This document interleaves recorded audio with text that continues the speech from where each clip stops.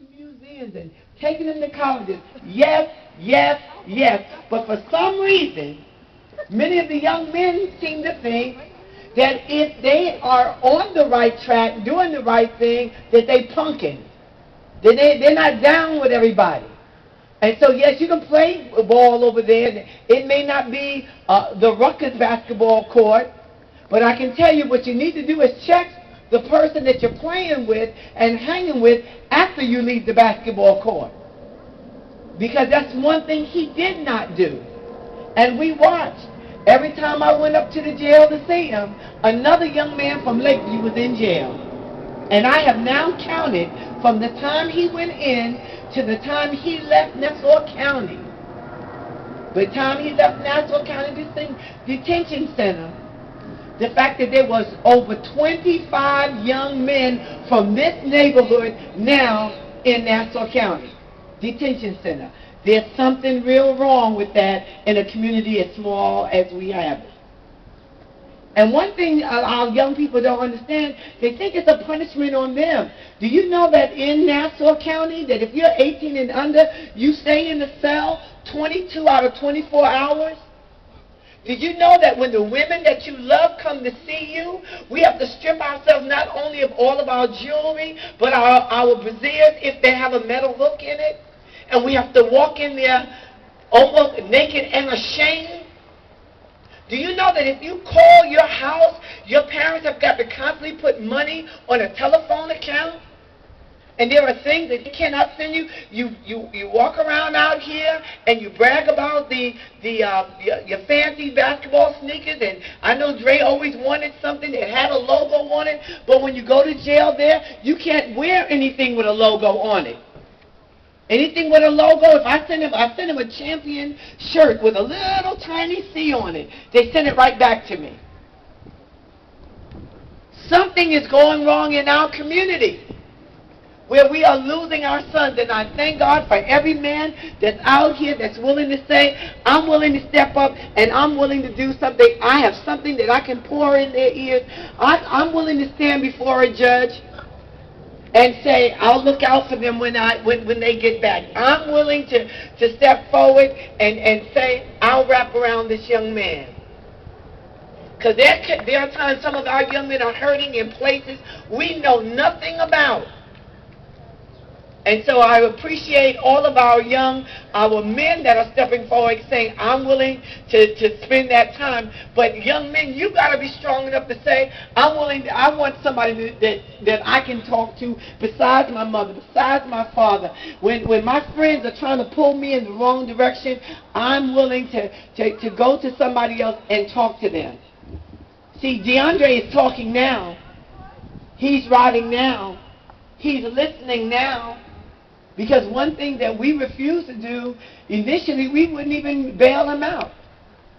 Because we said consequences there are consequences to your actions. And there are things that parents can't always just erase and make go away. But we can't want it more than anything else. This Sunday is Mother's Day. I'm going to tell you, the greatest thing you can ever give a mother is knowing that if they checked out of this life today or tomorrow, you could take care of yourself and that you would be all right. That's more important than anything else for a father or a mother to know that their children would be fine if they left this earth. This moment is more than anything else that a parent could ever want and aspire to. I'm waiting for my call on Sunday. I'm sure that I make sure that he's got enough money in his Boost mobile phone account so that he can call.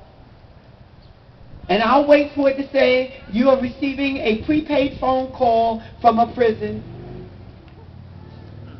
And I'm waiting to hear them say, and this call may be monitored or recorded. So we have to be very careful in what we talk about. And I'm waiting to hear him tell me once again, Grandma, I love you, and I'm so sorry that I'm going through this. But when I'm thinking about the children, Thousands of children my husband and our lives have touched. And every time I see them, they tell me how well they're doing. Do you know how cutting it is on the inside of me to know where my grandson is? But because I believe God, I know He still has a plan for his life. And it's very important that when he gets out, that we have a community that he can come back to.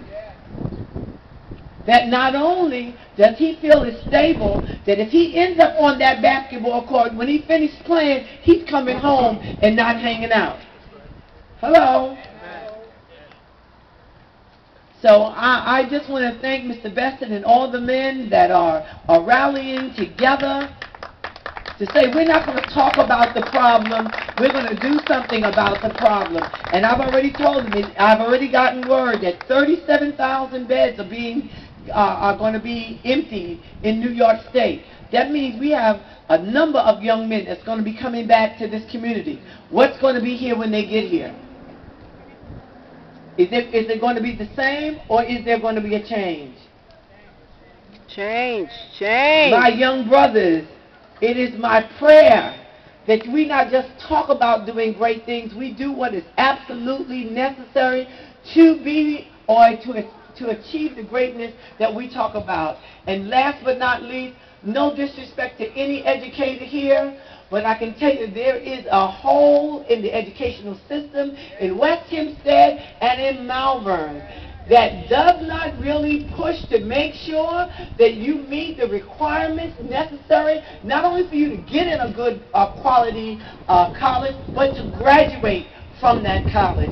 So therefore, these people are going to be very important. You're going to need the extra tutoring. You're going to need the extra reading. You're going to be needing the push that they're going to provide for you. So don't think it's punking out to make sure that somebody's helping you to go to the next level. Go forth and be the men that we desire and aspire for you to be. God bless you all. Thank you.